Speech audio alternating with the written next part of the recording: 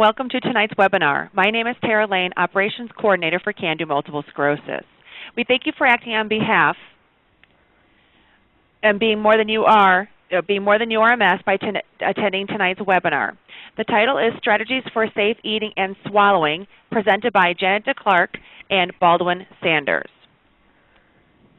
CANDO MS is an innovative provider of lifestyle empowerment programs for people living with MS and their support partners.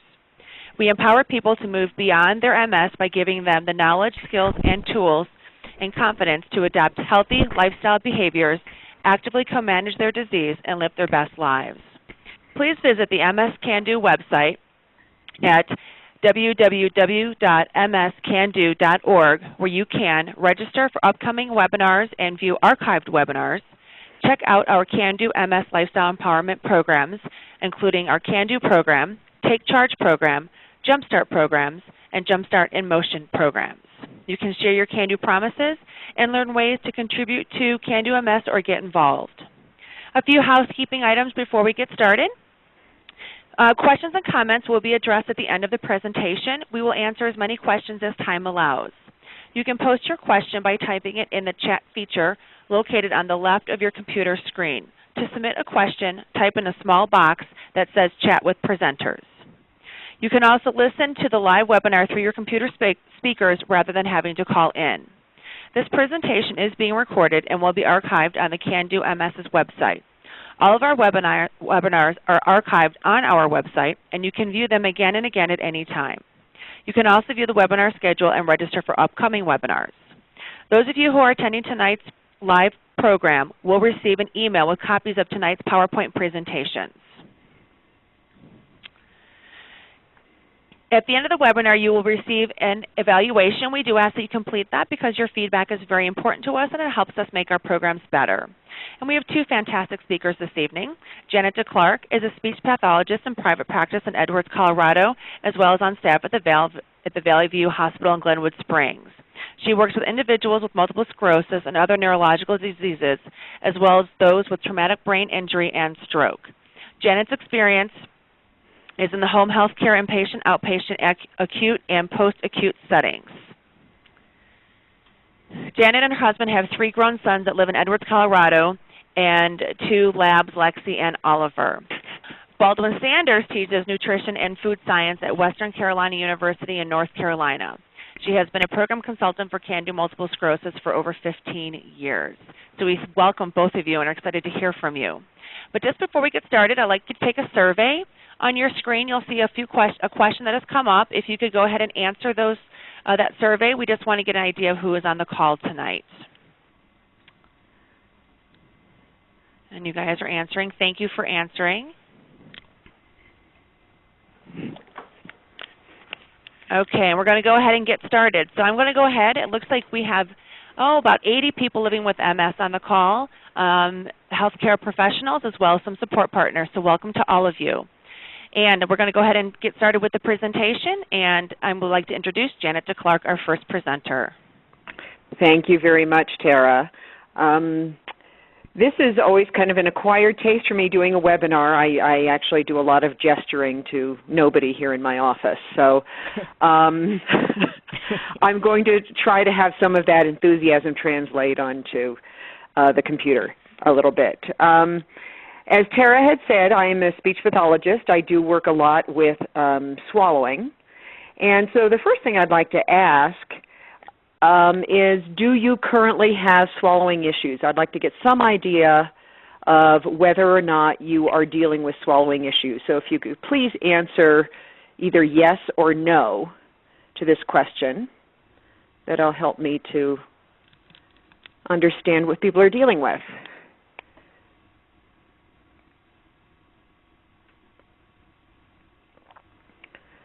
Okay, it looks like we have, looks like many people who have dialed in this evening are dealing with swallowing problems. And I do hope that this helps you this evening. What I'm going to do, first of all, is, oops, sorry, I didn't push next. There we go. Here are the areas that I'm going to be covering this evening, hopefully to help you understand the swallowing process a little bit more, and if you're dealing with a swallowing problem yourself, to understand a little bit about what's going on and maybe what to do next. First thing we're going to cover is the normal swallow. What is swallowing? How does it work? The next thing is dysfunctional swallow, called dysphagia. That is the term used for a swallowing problem. Then I'll be talking about common symptoms with MS and dysphagia, because there's some that people with MS experience a little more frequently when it comes to swallowing issues. Then we'll talk some about diagnosing swallowing problems and how a speech-language pathologist does that. And then the last thing we'll discuss is treatment. And again, when I'm going to be talking about treatment this evening, it's going to be in very general terms. If there are some real issues you're having and specific problems, my first recommendation would be to consult your physician and then get an evaluation done, because a treatment plan really is very dependent on what your specific problem is. Okay, let's define swallowing first. It seems kind of obvious, but it is the process that moves food from the mouth to the stomach via the esophagus. And it is usually seen of as being in stages. However, it's a very complex, integrated physiologic process. And it involves neurological processes that send the nerves to the muscles. And then it also involves a lot of physics, mechanical processes that involve pressure variation. Okay, normally when we just talk about swallowing, we talk about it in 3 stages: the oral stage, the pharyngeal stage, and the esophageal stage. So let's first talk about the oral stage of the swallow. The oral stage of the swallow is the only phase where you have complete voluntary control. You can spit food out, you can hold it in your mouth while talking, you have complete voluntary control of something in your mouth. And the oral stage is really from the time food enters the mouth and how it is moved through the mouth and moved by the tongue to form a bolus, that cohesive mass of food, and that is called a bolus. And then the oral stage ends when the swallow is triggered, and that point of no return is at the top of the throat, and then the automatic mechanisms take over. And so here's kind of, a little drawing of the oral phase of the swallow. If we look at this, what looks like a glowing bolus, it looks nuclear actually. This is the food being moved around in the mouth, and then as you can see, the food hits the back of the mouth and the top of the throat, and that's when the pharyngeal phase of the swallow takes over. So the pharyngeal phase of the swallow is the second one, and this is the one that really is not under voluntary control. Your soft palate closes off, so that's what keeps food and liquid from going through your nose. Your vocal folds close. Then your larynx elevates. That's your voice box, and it tucks itself up under the base of your tongue, and that flap, there's a little flap that goes over it and protects your larynx, which is really your airway, the top of your airway. And together with the vocal fold closure, that bolus goes down your throat and that airway, and the voice box is moved out of the way, and that's what keeps food from going down into your trachea and then into your lungs. Then the muscles of the throat contract from the top down and move the bolus of food all the way down into the top of the esophagus and then down into the stomach. And here's kind of a little drawing of that. You can see this bolus going down right here, and I'm actually going to use this arrow right there. And you can see the epiglottis, which is right here, and that's covering the airway here. This is where the voice box is. And all of this elevates, and the food goes down, and you see how it's diverted away from the airway by the epiglottis and by the voice box moving up. Then the esophageal phase of the swallow is anything from when it moves from the throat down to the esophagus and into the stomach. And that process can take 5 to 20 seconds, where the pharyngeal stage of the swallow actually takes less than a second. So it really is pretty quick. And so what we are most concerned about this evening, actually, let me go back, is the oral and the pharyngeal stages, not so much the esophageal stage. So now that we know a little bit about just the basic anatomy and physiology of the swallow, which you're not going to be quizzed on this, so you really don't need to memorize it too well, I'd like to talk a little bit about dysphagia, which is the term used to describe difficulty swallowing. And once again, when we talk about dysphagia, we break it down into three phases: the oral phase, the pharyngeal phase, and the esophageal phase.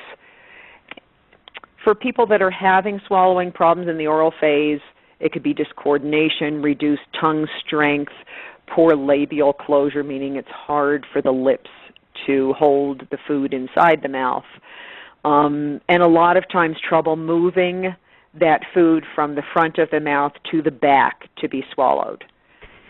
The pharyngeal phase usually involves poor neuromuscular function or problem with coordination. Lots of times a delay in the triggering of the swallow. And we'll get into where that swallow triggers and what a delay in a trigger of a swallow can look like, because that actually happens a lot in MS. So MS most often affects the oral and the pharyngeal stages of the swallow. And here's a little chart about what some of the symptoms are with each phase. And I'm not going to go over this in detail, but the oral phase, dysphagia involves, weak coordination, trouble chewing, trouble moving the tongue from side to side and back and forth, and drooling, spillage from the lips. Pharyngeal dysphagia very often involves delayed initiation of the pharyngeal swallow. That means when it moves from the oral phase to the pharyngeal phase or the throat phase, that is very, very delayed. A feeling of something sticking in the throat, I hear that a lot from people that I work with. Perhaps many of you here have coughing after eating or drinking or while you're eating or drinking.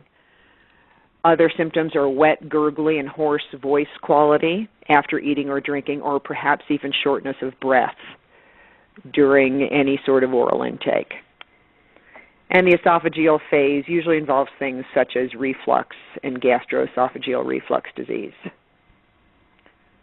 So what does this look like in MS? What are the most common MS symptoms when it comes to swallowing problems? First of all, a lot of people complain about trouble getting the swallow going. It just seems hard to, when you're chewing and ready to swallow, to kind of get that moving. And the cause for that really is a delay in the initiation of the pharyngeal swallow. So when I talked about moving that bolus from the oral, from the mouth to the back of the mouth to the top of the throat, if that process is very delayed because of weakness or poor nerve control, it can feel like it's hard to get that going.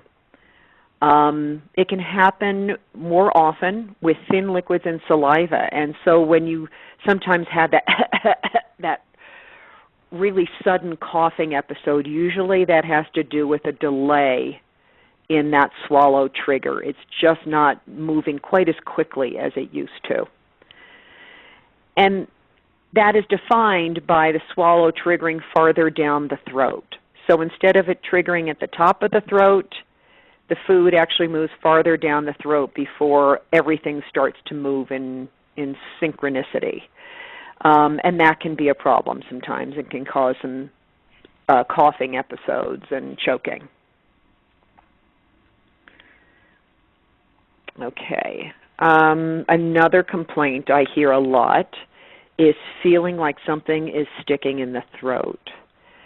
And lots of times when I'm working with people, when I'm either doing therapy or doing a barium swallow study, I ask people to point to where in the throat they feel it sticking. And this can yield a lot of information. Some people feel it higher up. Some people feel it around the point of the voice box. Some people feel it a little bit farther down. What usually causes this feeling is the base of the tongue usually makes contact with the throat muscles. If that contact is not real strong because the throat muscles are weak or the base of the tongue is weak, then there's kind of a reduced contraction among the entire swallow, and it can make the swallow weaker and less effective. So it doesn't propel that food down the throat quite as efficiently as it should. And it means that sometimes it leaves some residue of food or liquid in the throat itself because it's just not pushing it down with enough strength. And the problem with that is that residue can then fall into the airway after the swallow ends and even after a meal is over.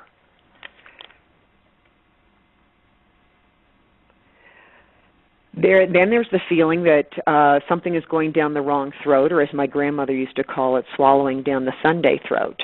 And that's that sudden coughing and choking feeling where you get that need to clear your throat and that wet, gurgly voice. And usually this is caused by the larynx not moving up and not being pulled up and out of the way very efficiently. And so it keeps the airway from being as protected as it should be. And that is often caused by weakness of the muscles that pull the voice box up and out of the way, or sometimes a timing issue, because all of these motions are very, very specifically timed, and they're very, very quick. And if any of that is a split second off, it can throw the whole swallow off a little bit. So those are some of the big MS symptoms I hear about. But then another one to consider is this, and that is fatigue. And as with anything else with MS, fatigue can have a big effect on swallowing, especially if you have some weakness going on and it's harder to swallow. You may notice that it becomes more difficult as a meal progresses. And so at the beginning, it's great, you're swallowing fine, but it gets much more challenging at the end. And usually this can be caused by challenging foods, eating chewy meat, that sort of thing, things that require a lot of strength on the part of the muscles of the mouth and the throat. It can, like any other MS fatigue, depend on the time of day. It may come and go with an exacerbation, or you also may notice more fatigue if you've had a recent medication change. So these are things also to be very aware of when you have MS. If you're noticing a change in your swallow, try to think about when is it happening, and is it better at some times than at others, and does it depend on how challenging the food is that you're eating. So if you are having a swallowing problem, one of the things to do is to talk to your doctor about it and perhaps get a referral for an evaluation to diagnose what kind of swallowing problem it is, exactly what is going on. And here's how we do that. One way of evaluating it is going to a speech pathologist who specializes in swallowing problems, and that involves going into the office, getting a thorough history. There's an oral exam done to kind of look at how strong and coordinated your muscles are of your mouth. And then it involves a voice assessment and then maybe some trials of different types of textures of foods. And during an office evaluation, we look for overt signs and symptoms of aspiration or dysphagia. And aspiration means there's food or liquid going into the airway. One of the things we look for is a wet, gurgly voice quality. We look for coughing. Another thing that sometimes I do is I put a pulse oximeter on someone's finger and I measure their oxygen saturation. And if they start at, their oxygen saturation is 92% and then it goes down to 80% after they swallow, then that can be an indication that perhaps there's some food or liquid going into the airway. But the limitation of an office evaluation is that really we can't see everything. We can't view the structures, can't really look at the timing or coordination, so it's very limited in ruling out aspiration. So the gold standard for diagnosing swallowing problems is called the modified barium swallow or video fluoroscopy. And I don't know if any of you have had this done before. This is done quite often, and I actually spend a lot of time doing these. And it's performed in a radiology suite with a radiologist and a speech-language pathologist present. And you sit down in front of an X-ray machine, and essentially we take an X-ray video of you swallowing different textures.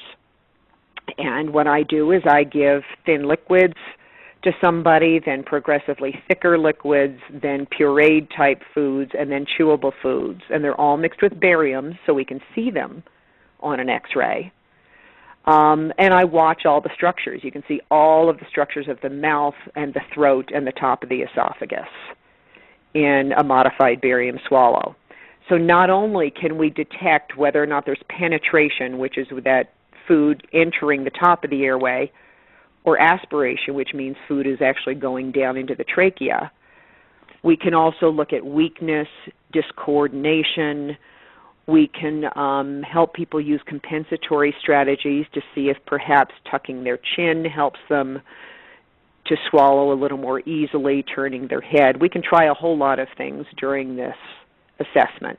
So it yields a lot of information, which is why it's very valuable in the diagnosis of dysphagia. So here I'm going to show you just a very brief video of a modified barium swallow, and this is actually a normal swallow. So Tara, could you run this video, please?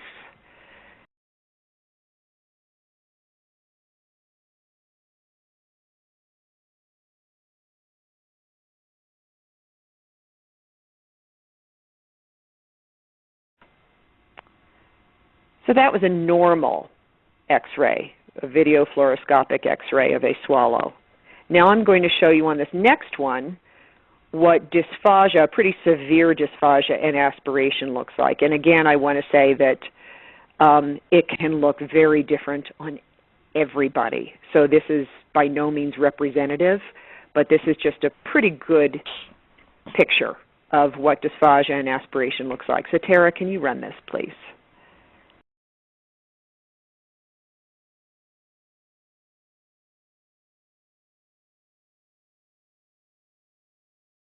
Aspiration, and that is food or liquid, and it actually was pretty much liquid, going down the trachea, and eventually that was going to end up in the lungs. And the problem with that is any food or liquid that goes down into the trachea and into the lungs has the potential to start breeding bacteria and cause an aspiration pneumonia. So that's one of the dangers of having a swallowing problem. It is by no means something that we see regularly. I see it probably on maybe 25 to 30% of the patients I evaluate.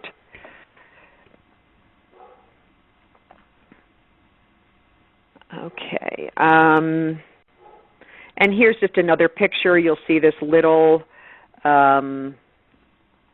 right here, you'll see right there, that's called penetration. That's some food and liquid just entering the very top of the airway. The vocal cords are down here, trachea is down here, and this may or may not go any farther. Lots of times I see this kind of go in and then go pop right back out. Right over here is residue. This is residue that's collecting in the top of the throat here in an area called the vallecula. Here's residue down here in an area called the piriform sinuses. This is what can happen sometimes when there's some real weak coordination and discoordination of the muscles during a swallow. And this is the residue I was talking about that actually after a swallow can still be sitting here and can then be dropped down into the airway. And you'll see right here, here's a little bit of the bolus below the vocal cords that has actually been aspirated. So some of this residue that's sitting in the throat after a swallow is now headed down into the trachea.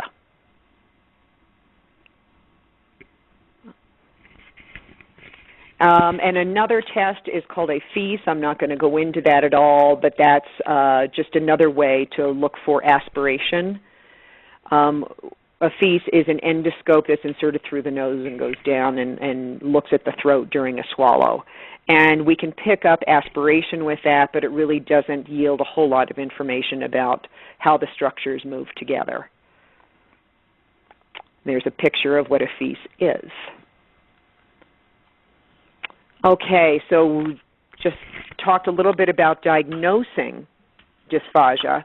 What happens if you have been diagnosed with a swallowing problem? And a swallow study comes back with, gee, you're not aspirating, but the muscles aren't working real well together, or you have a lot of residue in your throat, and it's been recommended that you have some swallowing therapy. So I'd like to talk a little bit about what swallowing therapy involves. And normally it involves 3 different areas. A speech pathologist will evaluate your swallow through an office visit and perhaps a modified barium swallow and establish a program to strengthen and rehabilitate that swallow. And that involves coming in for therapy. There are some things that we do. Number 1 is direct remediation, and that is really trying to focus on those weak muscles and that weak coordination and trying to strengthen them and make them better. The next is compensatory strategies, and that's perhaps doing some behavioral modifications, like a chin tuck and all of that, that make it safer and easier for you to swallow. And then the other thing we always consider is diet texture modifications. You know, perhaps steak and chicken and drier foods are very difficult, but foods that are considered like mechanical soft or easier to chew or moister are easier for you. And I'm not going to go into detail about diet texture modifications because Baldwin is going to discuss that at some length after I'm finished. So the first thing is remediation. And if you come in for therapy for a swallowing problem, lots of times you'll be given some mouth, throat, and larynx exercises to strengthen those structures. And I've listed just a couple of examples here. Again, these are not across-the-board exercises that apply to everybody. It really does depend on your specific diagnosis and what is found during an evaluation. But one of the things that is done is tongue and lip exercises and oral strengthening exercises to rehabilitate the oral stage of the swallow. And you'll be given a lot of exercises to do in the mirror to strengthen your tongue and your lips to make it easier for you to manage food in your mouth. Something else that's very popular and is very important are exercises to strengthen the base of the tongue. Essentially, the base of the tongue, the back of your tongue, when it hits the top of your throat is what starts that whole pharyngeal phase of your swallow, and that's really an important trigger point. And if that tongue base is kind of weak, there are some ways that we can actually exercise that. And one way is to kind of scratch the back wall of your throat with the back of your tongue. If you try to do that now, it feels a little funny, but if you just kind of pull your tongue back, you can feel the back of your tongue kind of scratching the top of your throat. Pretending to gargle and yawn, and then there's an exercise called the Masako exercise where you can try to do this, put the tip of your tongue between your teeth, and then swallow while you're holding the tip of your tongue between your teeth. And actually that really strengthens and makes the back of your tongue work harder. We also prescribe laryngeal closure exercises. That's to get your vocal cords to close really well, which protects your airway. The first function of your vocal cords is not to speak. The first function of your vocal cords is actually to protect your airway and to expel anything that falls onto those vocal cords out of the throat and out of the airway. And there are a few things we can do, something called the Valsalva maneuver and the push-pull with phonation. Those are things that help you to, if you kind of push down on a chair and hold your breath and go, like that, that's strengthening your vocal folds.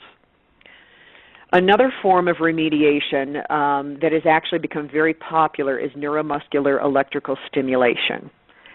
And it's also known as vital stim, and I don't know if some of you have heard that before.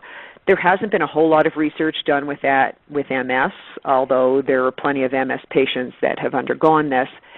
It involves placing electrodes along the neck, different points where certain muscles are innervated, and actually zapping them in the same way that you do with quad muscles, only doing it on the throat to strengthen those muscles and to speed up the swallow and speed up the swallow trigger. And we have people do exercises and actually eat different textures while we are taking them up the scale of electrical stimulation. And you know, with some people that's very, very effective, and with others it's not. But that is a fairly new tool over the past 5 years or so. It's become very popular. Another form of remediation is thermal stimulation. Something that's icy cold actually wakes up your swallow trigger and makes things a little bit faster. And this may be a good idea. If you find yourself fatiguing during a meal, take a sip of ice water, something very cold, and it tends to kind of wake up that mechanism again. And we also do thermal stimulation with a laryngeal mirror in ice, and we put it back what's called the anterior faucial pillars around where your tonsils are. And sometimes that triggers a swallow and triggers it a little more quickly. The second form of therapy we use a lot is compensatory strategies, and one typical strategy we use is positioning. And this is a good idea anyway, is eat at a 90-degree angle. Don't lie down when you eat. The reason for this is that if there's any residue remaining in the throat after eating, that residue will then be swallowed again down the throat and the esophagus. If you lean back, that can actually drip down into your airway. Another compensatory strategy that's often used is a chin tuck, and this is often used for a delayed swallow trigger where it's taking a long time for that swallow to get going.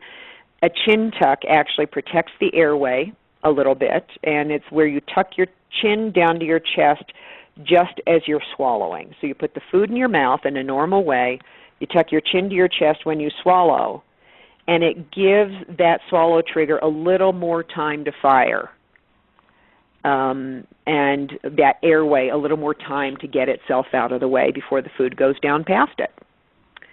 Other things are leaning the head back, and that's for people that are having trouble with oral transit, but that's not a good thing if you're having trouble with something going into your airway. It gets the food back there too fast.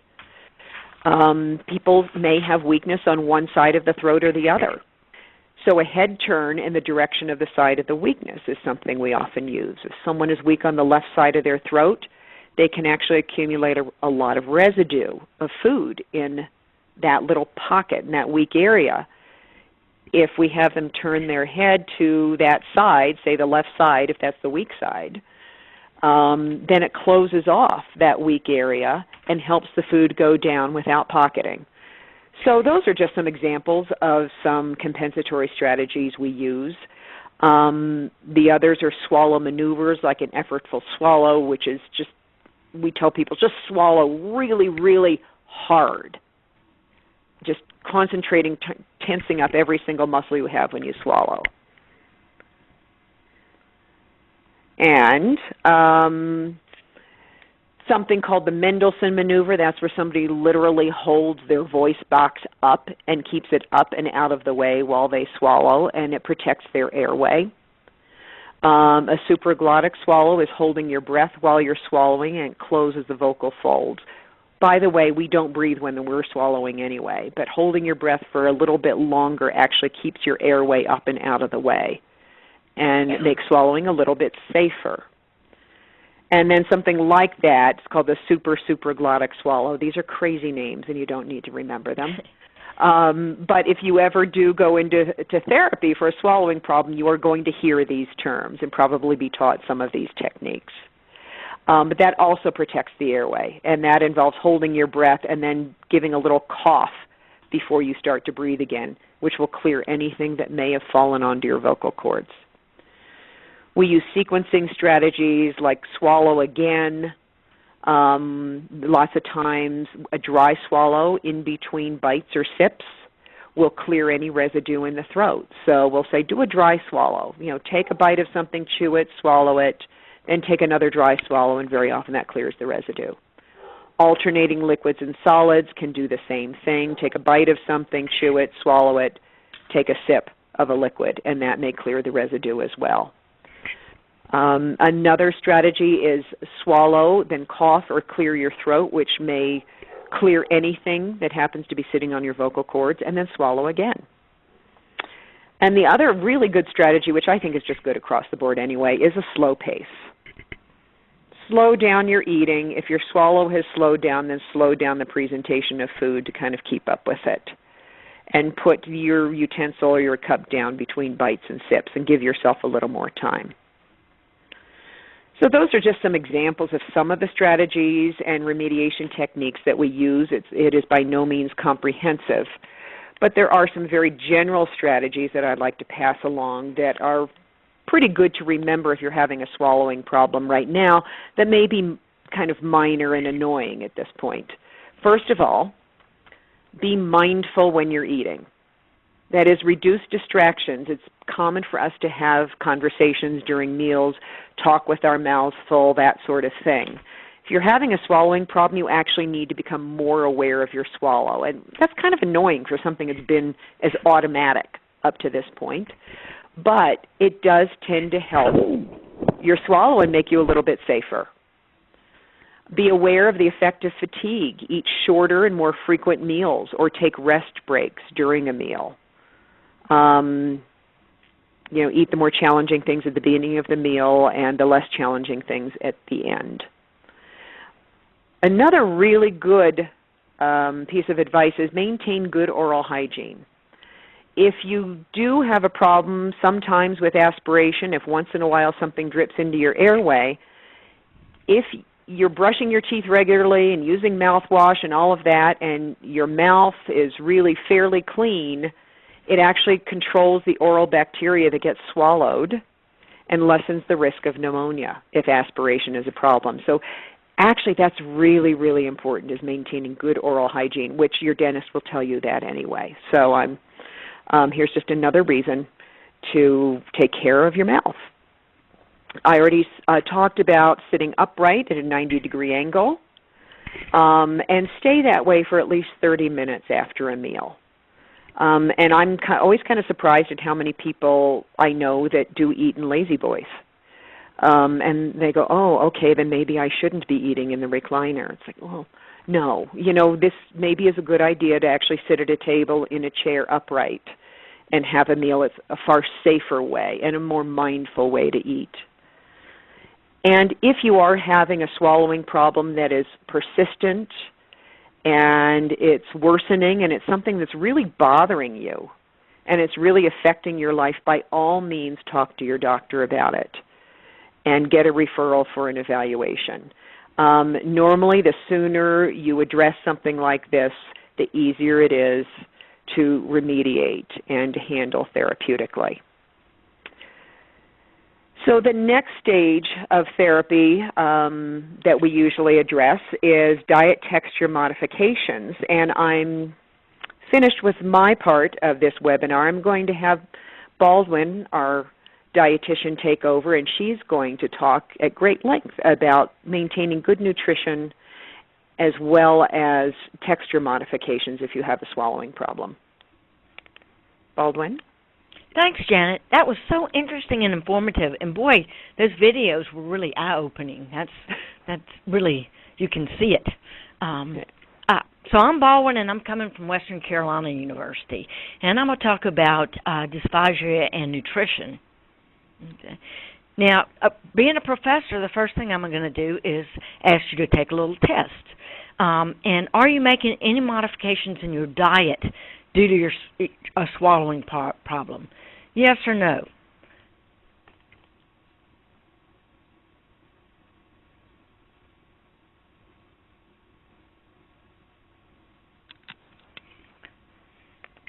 And some people will just for comfort make some small changes, like, yeah, I quit eating tough steak a while back. Okay. So some of you are making changes already.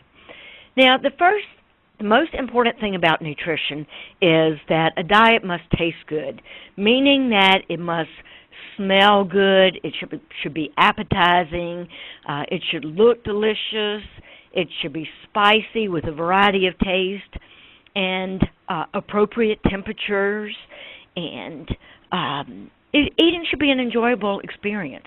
We don't want to serve, fish, mashed potatoes, and cauliflower. We want your meal to be delicious. And it doesn't mean that you have to become a chef. It doesn't mean that you have to cook all day, stay away from restaurants, or eat bland foods just because you're having some swallowing difficulties. There are some concerns with dysphagia, though, and first and foremost is weight loss. And fatigue does play a big role in that. When you're too tired, it's important to have the food that you do eat be nutrient dense. And so we're going to talk later on about how to give good calories in the foods that you eat. Sometimes the protein intake can be low, and that will influence your healing and well-being. So we want to make sure that your protein intake is adequate. We want to avoid dehydration because even during the winter, these heating systems are pulling fluids out of our body. So it's very important to stay up on hydration because once you're dehydrated, it's tough to make up for lost time. Coughing and choking can lead to aspiration pneumonia like we saw in the video, and we certainly want to prevent that. As a dietitian, I can do a nutritional assessment and look at where your health is as far as your nutritional status. And basically what I do is I use the speech-language pathologist recommendation, interpret that into a dysphagia diet, and help you out with food preparation and food choices and those kind of things in order to keep your diet healthy. Okay? And also there's plenty of products available that can make life simpler and be very helpful in dysphagia diets. And again, we want to make sure that we prevent dehydration.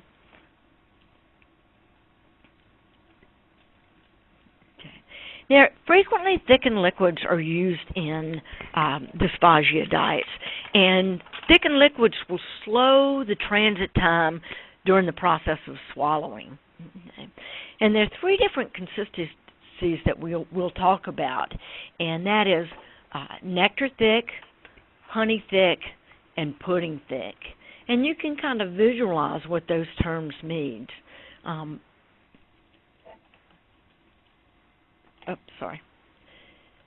So drinking thickened liquids can help prevent from choking and particularly stop fluids from entering the lungs, make them safer.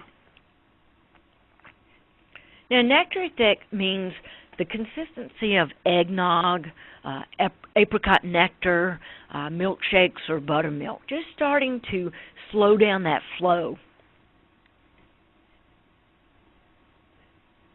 Honey Thick is self-explanatory. It's thicker, and it really moves slow.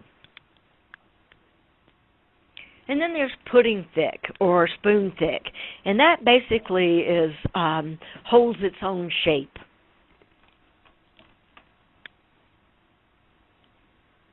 Now, thin liquids that may cause a problem with choking and aspiration, things like water, coffee, milk, soda, broth, and soups that are tomato broth based. Anything that melts like ice cream or ice cubes are considered thin. Okay? And avoid using straws because straws actually can cause you to choke and have trouble swallowing. There's several different types of thickeners. We have starch-baked thickeners, and those are fairly inexpensive and easy to get. They're gum-based, and you can get those in the food industry uses a lot of gum-based guar gum and carrageenan type thickeners. Then you can get some pre-thickened mixes to add to foods to thicken them up. And then there's some natural ones we'll take a look at. And here's some examples. Basically, you can purchase already thickened water, thickened coffee, thickened juices, and thickened liquids. And you can buy them in Nectar Thick or Honey Thick. They're real available at hospitals and things like that. If you do buy them, purchase them, you may have to buy them in bulk. You can get this xanthan gum at, in your grocery store. And Thickened is a very familiar product to most of us dietitians that have learned how to use it to thicken liquids. And it's flavorless, and so it won't interfere with the taste. Now, some other common thickeners are banana flakes and some cooked cereals like cream of wheat, cornstarch, custard mixes or pudding mixes, instant potato flakes or mashed potatoes, and unflavored gelatin powder like Knox gelatin. Pureed baby foods can be very useful, particularly to add some protein. Rice cereal is useful. Now, these are fairly low in calories. They're not very caloric dense. And thickening foods may give them the impression of having a lot of calories, but it is important to be sure that you sort of load these foods with some extra calories and maybe some extra protein.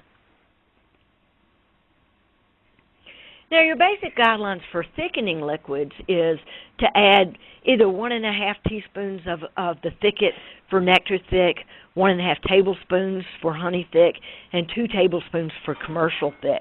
However, you have to realize that the longer it sits, the thicker it's going to become. And in warm weather, it may not be as thick as you're used to it in wintertime. And I have a story to tell on my mother.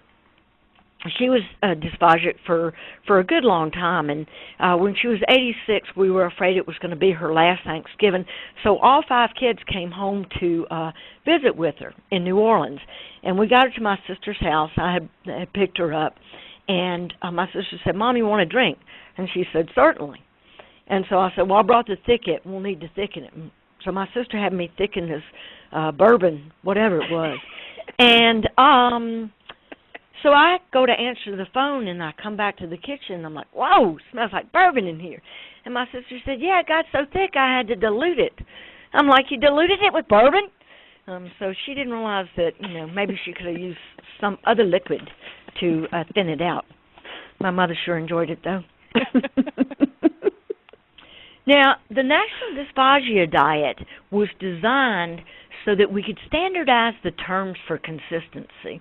Because, Nectar Thick, Honey Thick, we had to come across the board to define different swallowing problems with different levels of thickness and what was appropriate and what could prevent coughing and choking and aspiration.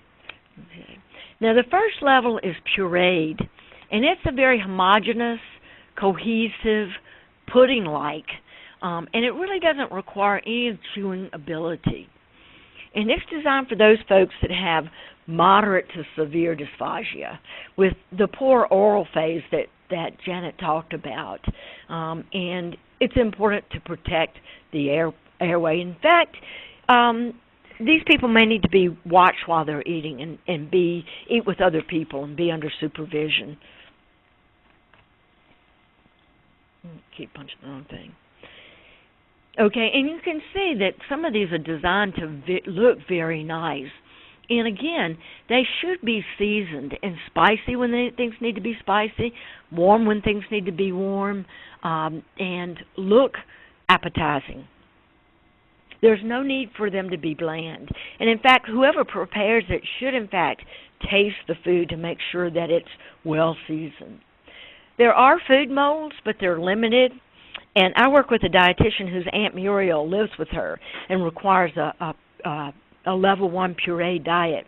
And she uses the food molds, but one time she put carrots pureed carrots in the pea mold. And Aunt Muriel was not happy. She's like, this doesn't look like peas.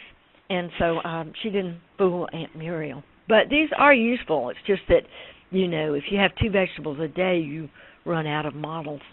The second level is a mechanically altered. And these are foods that are moist. They're soft textured. They come together fairly easily to form a bolus so that the swallow is easier. Meats are either ground or they're minced no larger than 1/4 inch pieces. Okay.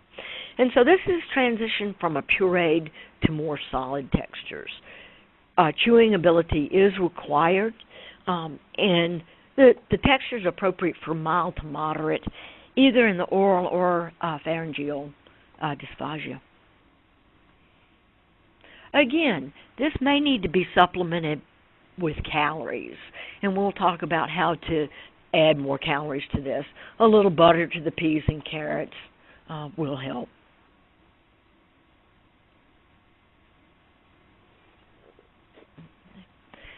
Level 3 is called Dysphagia Advanced, and this is working your way to a more normal diet. And the foods are basically regular textures, but they limit very hard, sticky, or crunchy foods that might get stuck or might not be swallowed easily. Foods should still be moist and should be bite-sized pieces, and so that they're easy through the oral phase of swallow. I did have a patient one time who had a stroke, actually, and he loved to get hard candies after his dinner, and they weren't on his diet, but he would go sneak them anyways, and I was certainly worried about whether they would get stuck, slide down the throat and get stuck.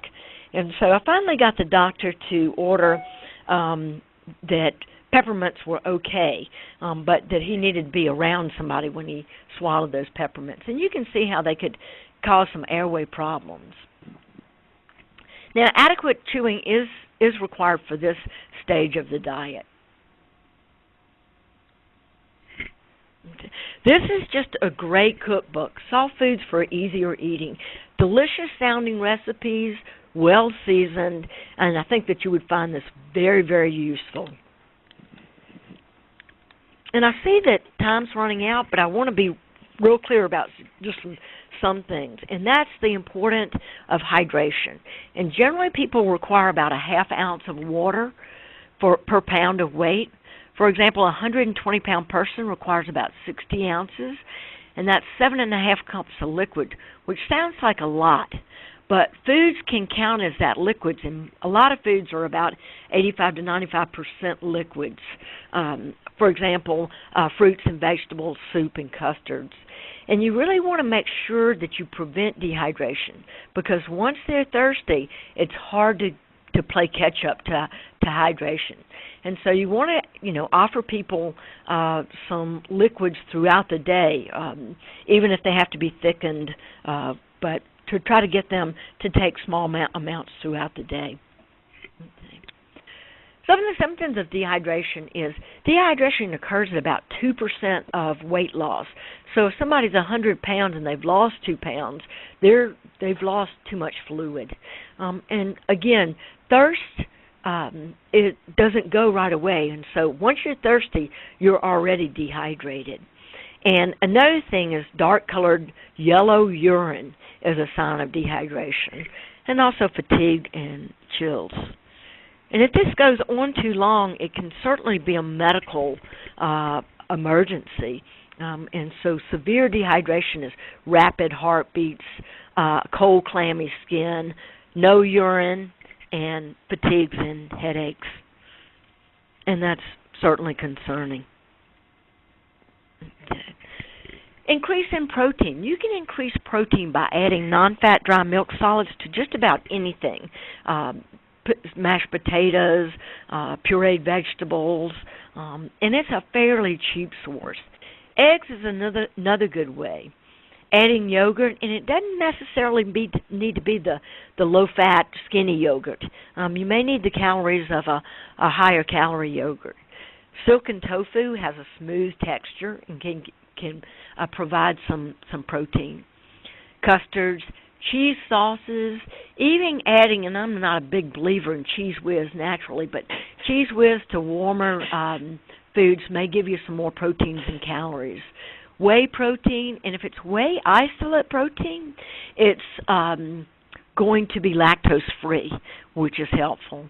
And Nestle's Bene Protein and ProMod are out there, which help fortify these foods with proteins. You can also consider things like Instant Breakfast, Boost, and Ensure, and thicken those. You're going to need extra calories usually because people get fatigued when they're eating, and so they stop eating early on. So you may need to make the calories more intense and then offer them in between meal servings of some things that will give them a little bit of calories, even if it's a couple of ounces. Olive oil or any kind of oil, butter, margarine, whole milk, half and half, cream, sour cream, cheese sauces, gravy, custards. Now, this is not what I tell everybody because, usually we're telling people about heart-healthy foods. But to prevent weight loss, these may need to be incorporated into a pureed or a dysphagia diet. I'm sorry that I rushed through the last little bit, but I was afraid that I would not have time for your questions. So, thank you, Janet and Baldwin. That was fantastic. We're going to go ahead and move forward to some questions. We had some questions that were submitted on a pre-webinar survey, and I think many of those were answered by the information in the presentation, but we do have some more questions to go through.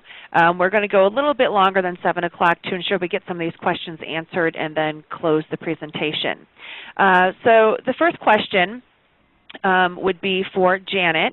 And is it possible to have swallowing problems just once in a while? Can they come and go? Absolutely. That actually happens quite a bit. I hear that's pretty common. People will say to me, well, it happens maybe once or twice a week or once or twice a month, or it was worse during this period, but now it seems better, or vice versa. So that's very common to have them come and go. And there can be a lot of reasons for that. It could be due to, again, medication changes, fatigue issues, just what's going on in your life. And that's a good thing to pay attention to, actually, is if the swallow starts to decline and you start noticing it getting worse, try to think about what other things are happening physically. Are you in the middle of an exacerbation? Have you had a medication change, perhaps not have had enough sleep? And a great example is we just had a time change. We went on to daylight savings time, and all of us lost an hour of sleep. And I don't know about you guys, but I've been pretty tired since then. And so start to notice things like that. If your swallow starts to go downhill, start to think about what else is going on, and that would be a good thing to share with your doctor or a speech pathologist if you do want to have it looked into, because that yields a lot of information, the context in which it's happening. That's great information. One of our other questions, and you'd answered it earlier, was when to report swallowing to your neurologist or get a speech pathologist. And some of us don't know if we need to do it by, if it happens for once and then 6 months later it happens, should I say something? So, or the earlier is better. Earlier is better, and what the rule I always go by is there's no hard and fast rule of, you're coughing this many times a day, you should see somebody. Functionally, you want to look at, is it affecting your life? Is it affecting when you go out to dinner? Is it affecting your enjoyment of meals? Are other people in your family noticing it and perhaps getting worried about it? Look at those things. How is it affecting your life? Is it making you more anxious when you're eating? Then it's time for you to look into it and talk to your doctor about it. And some people can have pretty awful swallowing problems, and they're kind of okay, and others can have fairly mild ones, and it's driving them crazy. So you want to go by, how much is it affecting your life? Sure. Great. Thank you. And Baldwin, a couple of questions. I'm going to kind of flip back and forth between the two of you. Any specific information about when a feeding tube is required, or is it possible for someone to do the Heimlich maneuver on themselves should they need that? The Heimlich maneuver is kind of a medical question. I have heard that people are trained to throw themselves over chairs and things like that, but really I can't address that. I think it's important to find out, though, from a medical professional. The other question was about, I'm sorry. Feeding tubes. Feeding tubes. Again, when aspiration is a problem, then that's when a feeding tube may be necessary, particularly if there is weight loss or hydration problems. Then it would be very, very helpful. And you can even, if you just need calorie boost, put in a PEG tube so that you can get, calories and fluids through that when necessary. And those are fairly easier procedures and easier things to do than you think. Okay, great. Thank you. Janet, what is the best way to communicate swallowing issues with a neurologist who would discount the symptoms or the things being brought to their attention, or they don't even think it's an MS symptom?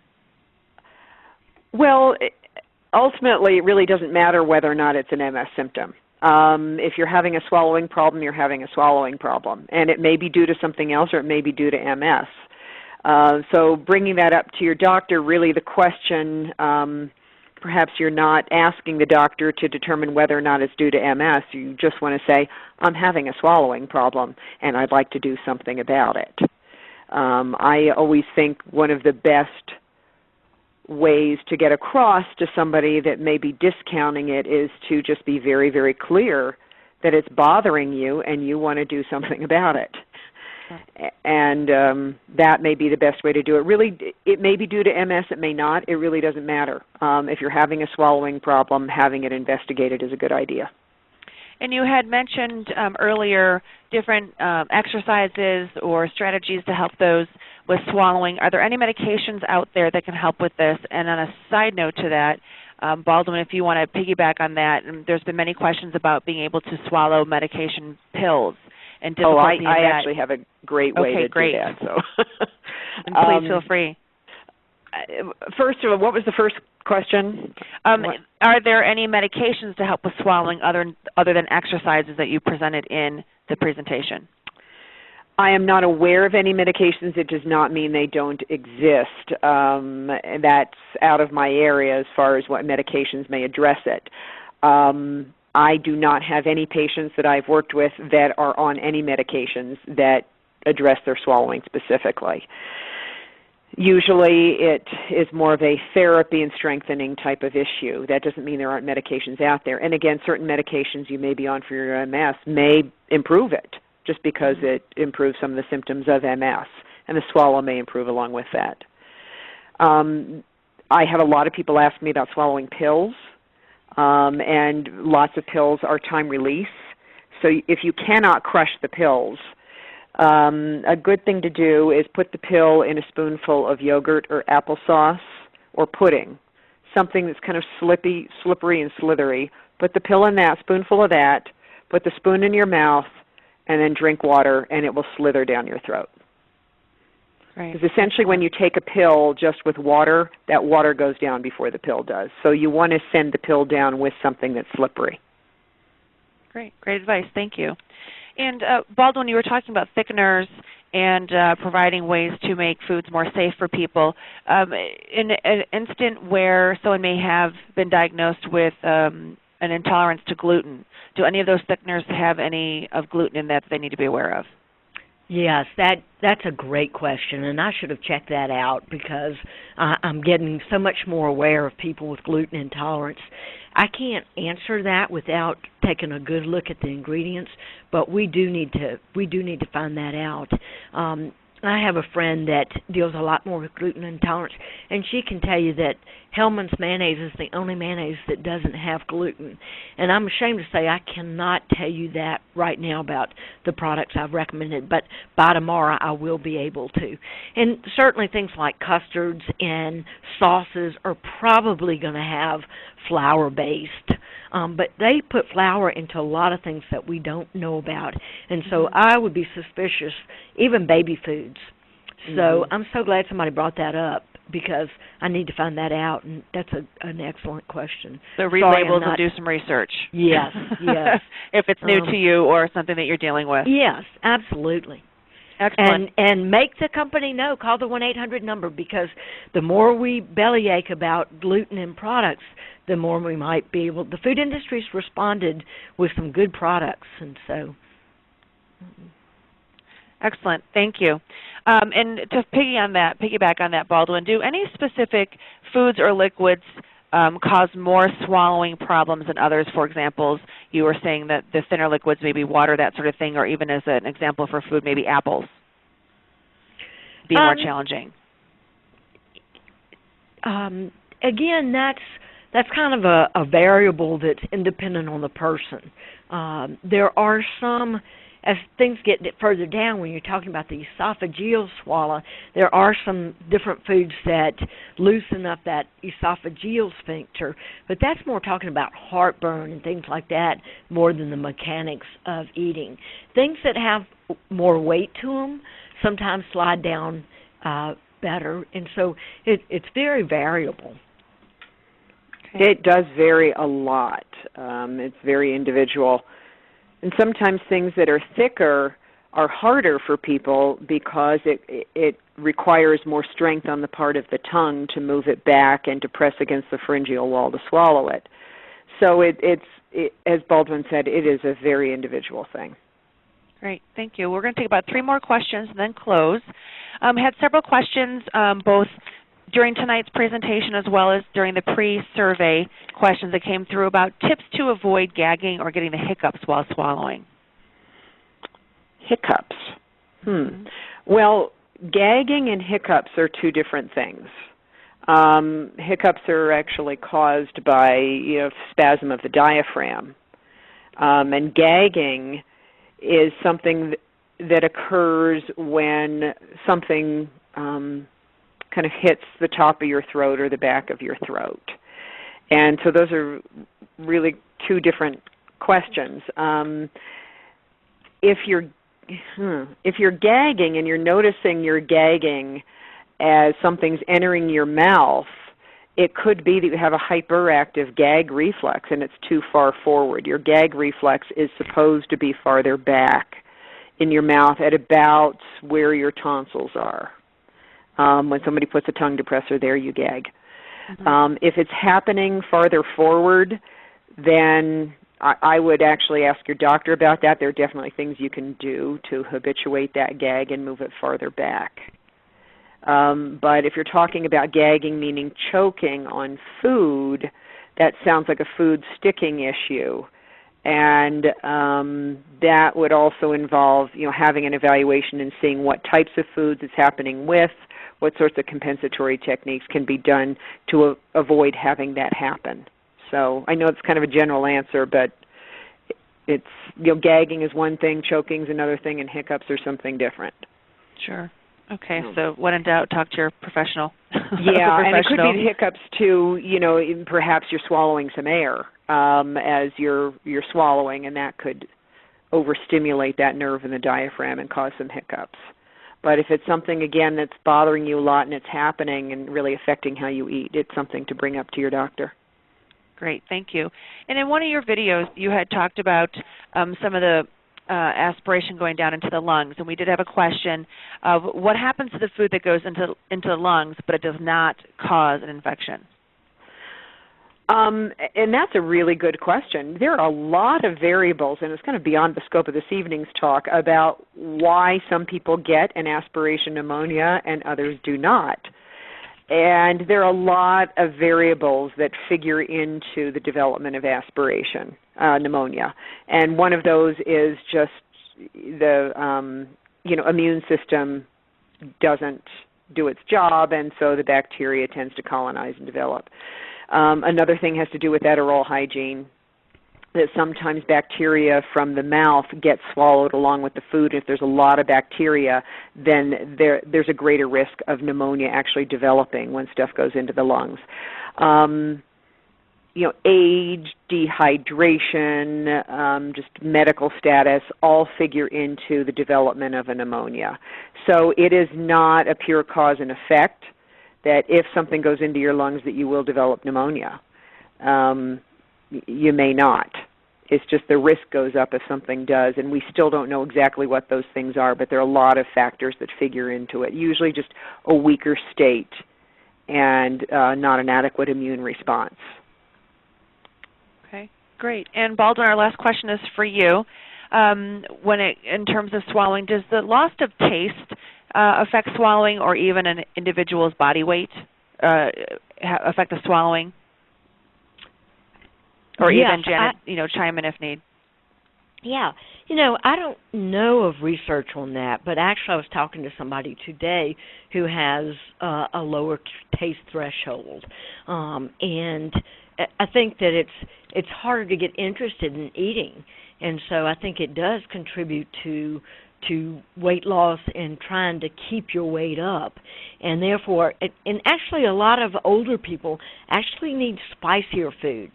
And people think, we need to lay off some of the spices. But basically putting a little bit more spice is beneficial to pick up the taste and flavors of things. And it's interesting you bring that up, too, because sensation does have a whole lot to do with motor response as well. So what you're tasting and actually what you're feeling in your mouth can actually help your swallow reflex and your swallow work a little more efficiently because your brain is picking up on that sensation and acting on it. Excellent. Well, I have to say a big, big thank you to Janet and Baldwin for tonight's presentation. A lot of great information. If I did not get your question answered, I do apologize. It's not that we didn't want to, but we are already over time and want to respect your time. Many of you stayed on, so that's fantastic. And a big thank you to all of the participants for joining us for tonight's webinar and trying to make things a little easier for yourself. In closing, I just wanted to kind of talk a little bit about CAN-DO Multiple Sclerosis' Guide to Lifestyle Empowerment. We do have a book that has been put out, and it has been co-authored by several of our CAN-DO MS program consultants, including Baldwin Sanders from tonight's webinar. It was edited by Pat Kennedy, a registered nurse and nurse practitioner who is our nurse educator and a longtime program consultant on our CAN-DO MS staff as well. If you'd like to see reviews or purchase a copy of the book online, please visit our website at www.mscando.org. And for more information on the book is listed under our Programs tab. Please keep joining us for our monthly webinars as we will be doing some giveaways in the future. Our next webinar is on Tuesday, April 9th, 2013 at the same time, 8 o'clock to 9 o'clock p.m. Eastern Time. And the topic is Adaptive Equipment, How It Can Help You.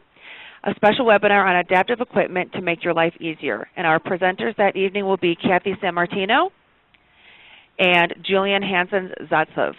Please join us for our live conversations from your home or from your office at no charge to you. And you can register for the CAN-DO MS webinars, again, on our website at mscando.org under Programs. For those participating live tonight, once again, our presentation is over. You will receive a survey on your screen, and we ask you to complete it. It helps us make our webinars and our programs even that much better for you, and your feedback is always most valuable to us. You will also be receiving a copy of tonight's webinar slides via email. Those will go out in the next couple of days. So thank you for your attention. Baldwin and Janet, thank you for your expertise, and we hope that you enjoyed the presentation and have a great evening. Thank you guys for listening. Thank you. Thank you.